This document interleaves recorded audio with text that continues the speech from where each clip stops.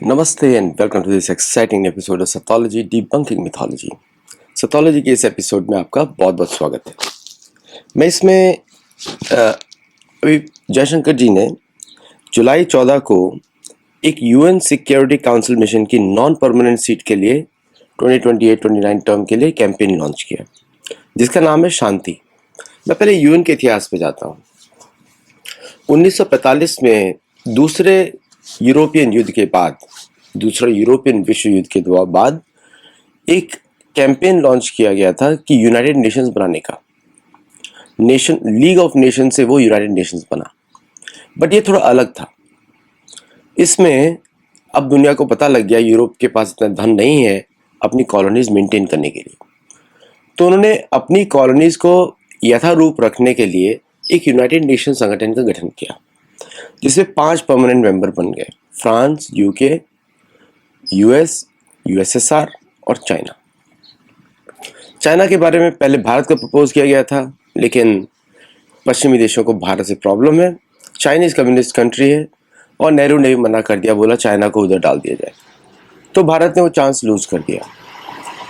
लेकिन कभी वो भारत को चाहते ही नहीं थे। अगर भारत भी होता तभी मना कर देते, क्योंकि भारत के विरुद्ध एक चिढ़ थी, चर्च की चिढ़ थी।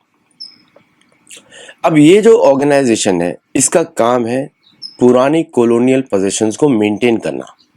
ये किसी को न्याय दिलाने के लिए नहीं है। ये बात मैं कितने सालों से बोल रहा हूँ, इस बुक में भी लिखा है। यूनाइटेड नेशंस क्यों बनाया गया था? किसी को न्याय देने के लिए नहीं है, सबको समान रिप्रेजेंटेशन नहीं है। ये वो है कि जो उन्होंने नेशन स्टेट्स बनाए थे सारे इस काउंसिल में होंगे और इस काउंसिल के द्वारा उनको कंट्रोल किया जाएगा। ये है यूनाइटेड नेशंस। यूनाइटेड नेशन, आज भारत यूनाइटेड नेशन से बड़ा बन चुका है और हमारी पॉलिसी भी बायलैटरल ट्रेड की है, बायलैटरल रिलेशनशिप्स की है, जो कि सही पॉलिसी है। भारत एकमात्र देश है जिसमें 1.5 बिलियन लोग रहते हैं, दुनिया की सबसे बड़ी आबादी वाला देश है, और उसको जरूरत नहीं है किसी और देश के साथ। इट्सेल्फ ए कॉन्टिनेंट, इट्सेल्फ यूनाइटेड नेशंस। उसको कोई जरूरत नहीं है कि एक मल्टीलैटरल फ्रेमवर्क में आए, उसमें भारत का नुकसान ज्यादा होता है। कैसे होता है बताता हूं मैं। ब्रुनेई जैसी small country now has 1 vote equal to India. समझे आप? पैलेस्टाइन का 1 वोट है भारत के जैसा।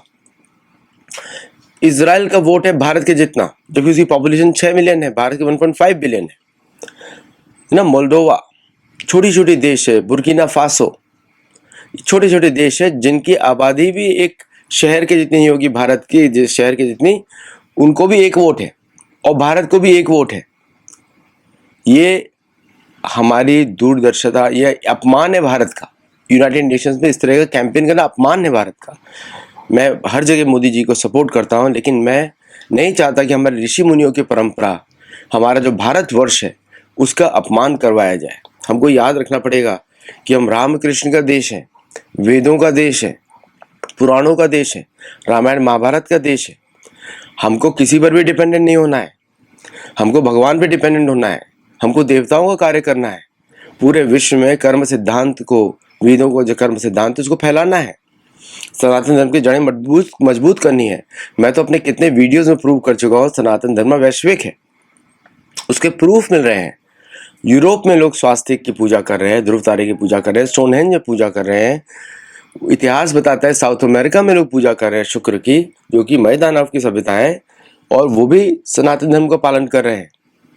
सोमनाथ शिखर पुष्कर द्वीप में है जो साउथ अमेरिका है, और मेरू पर्वत सेंट्रल एशिया में है, किर्गिस्तान में खानटेगरी।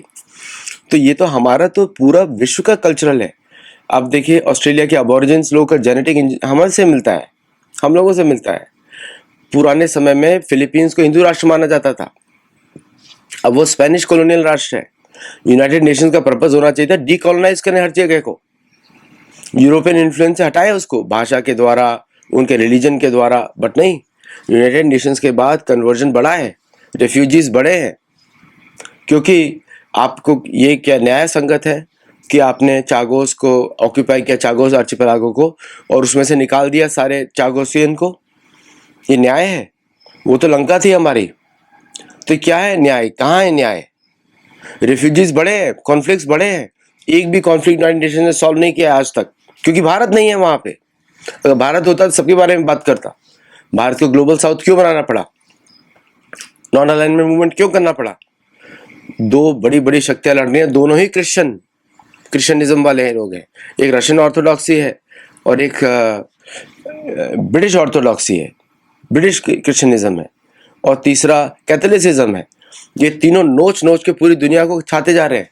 Y Australia is still a British colony, why it is considered, English उसकी लैंग्वेज क्यों है, न्यूजीलैंड की इंग्लिश लैंग्वेज क्यों है, कनाडा की इंग्लिश लैंग्वेज क्यों है, नेटिव अमेरिकन का क्या हुआ, नेटिव कैनेडियंस का क्या हुआ, माओरीज का क्या हुआ, क्या हुआ इन सब देशों का? चीन का अनधिकृत कब्जा ऑन द तिब्बत, उसका सॉल्यूशन कहाँ है? पाकिस्तान और बांग्लादेश तो भारत में, पाकिस्तान ईस्ट पाकिस्तान तो भारत ने बनवाया था, बांग्लादेश तो भारत ने बनवाया था, लेकिन उसके बाद भी हमने नेशन स्टेट्स को क्यों माना? समझे आप? अनरिजॉल्व्ड इश्यूज सारे यूनाइटेड नेशंस की प्रॉब्लम्स हैं। यूनाइटेड नेशंस ने क्या काम किया है आप बताइए? कोविड में WHO ने क्या काम किया? चाइनीज वैक्सीन प्रमोट करी, उसे ये नहीं बोला कौन गिल्टी है, बताया नहीं आज तक, जबकि अमेरिकन कोर्ट से प्रूव हो चुका है।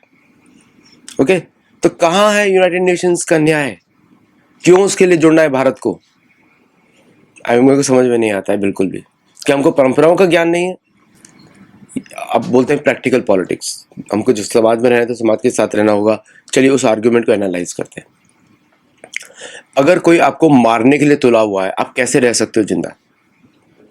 कोई सनातन धर्म को खत्म करने में लगा हुआ है, आप कैसे रह सकते हो जिंदा?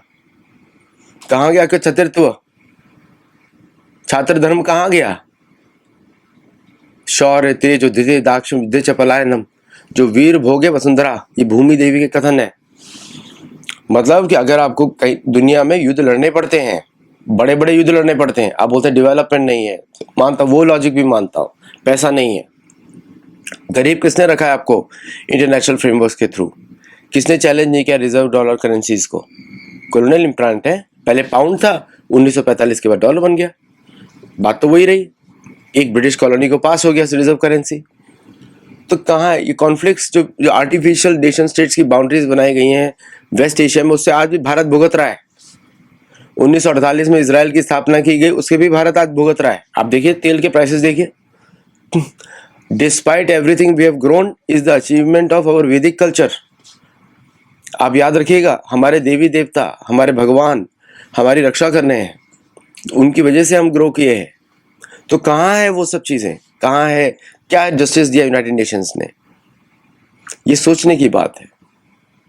मैं तो बहुत छोटा सा व्यक्ति हूँ, अपने बस गुरु परंपरा के शब्दों को रिपीट करता रहता हूँ, लेकिन तो कहाँ है जो न्याय? इंटरनेशनल योगा डे हमने मनाया, सिस्टम के अंदर रह के हमको करेक्ट करना है, बड़ा लंबा प्रोसेस है, किसी को जीवन पता नहीं है, और इस तरह की तिकड़मबाजी से मुक्ति नहीं मिलती। मुक्ति के लिए संघर्ष करना पड़ता है। क्षत्रियों का धर्म क्षत्रियों को निभाना चाहिए, उनको परमिशन मिलनी चाहिए अपने धर्म को निभाने की। तो भारत शक्तिशाली देश एक दिन में बन सकता है, समझे आप?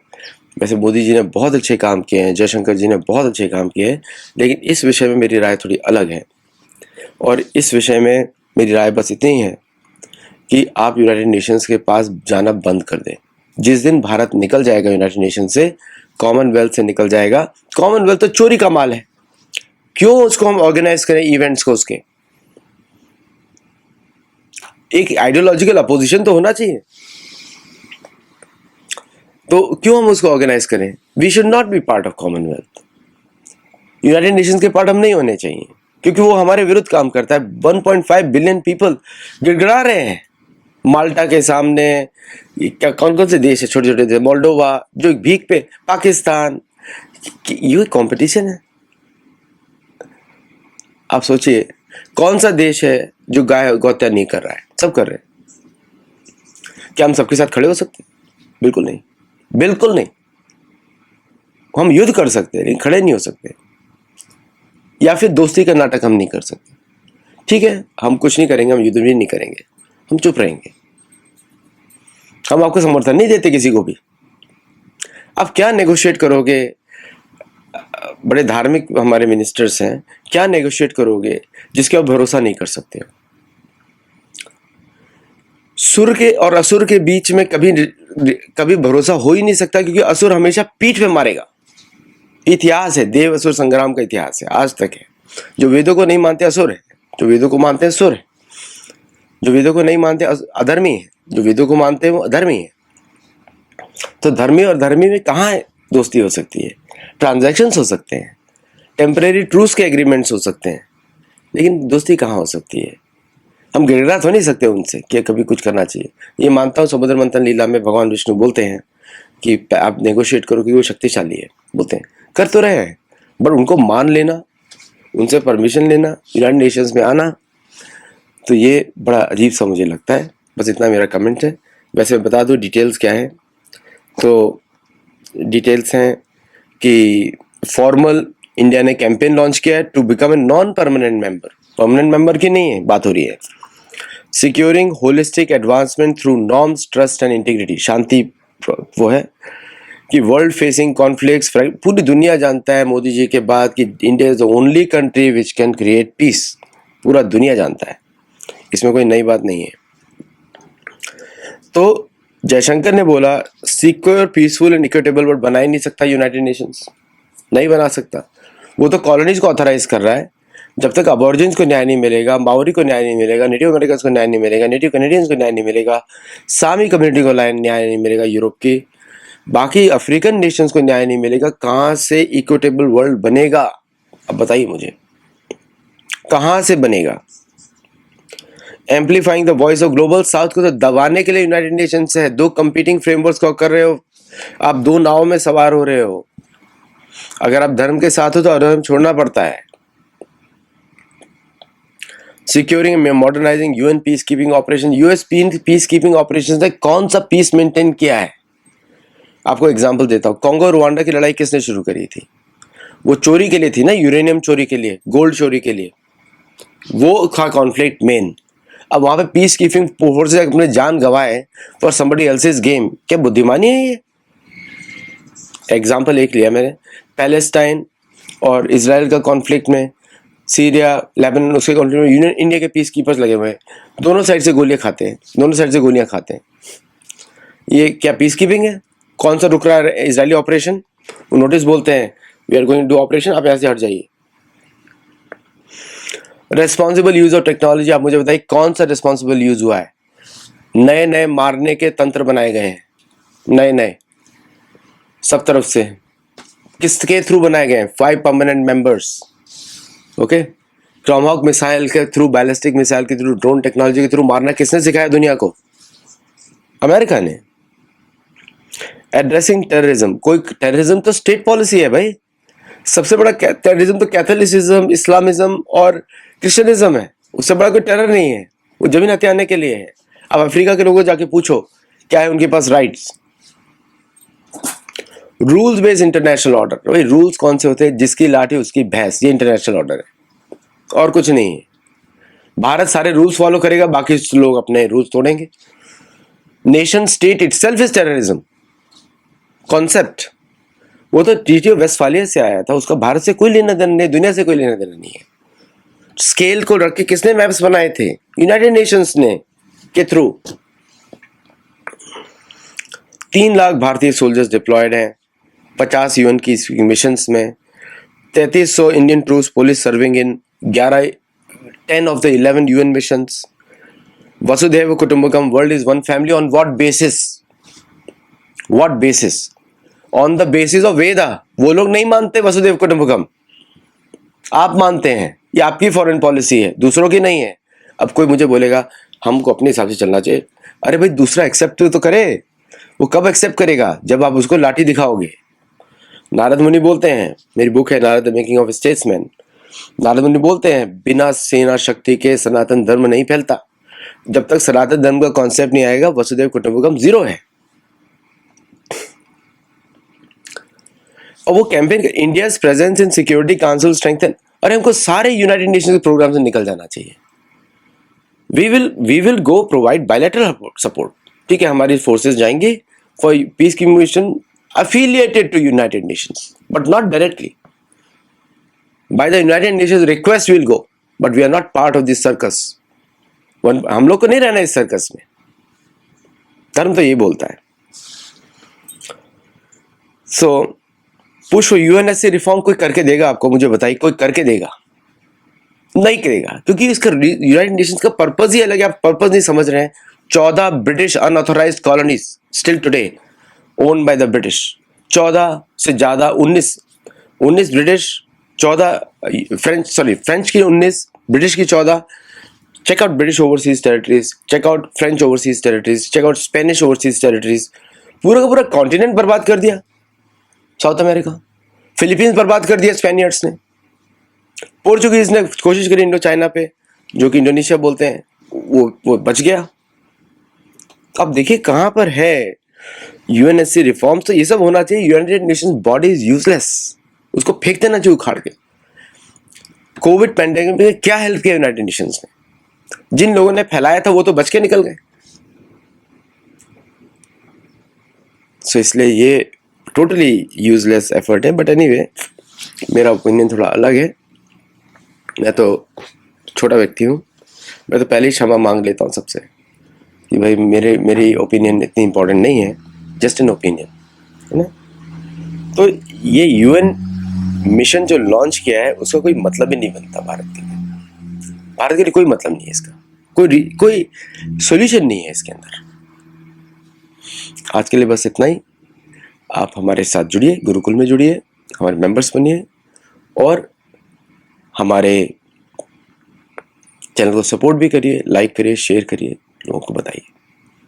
Thank you very much. नमस्ते, जय जगन्नाथ।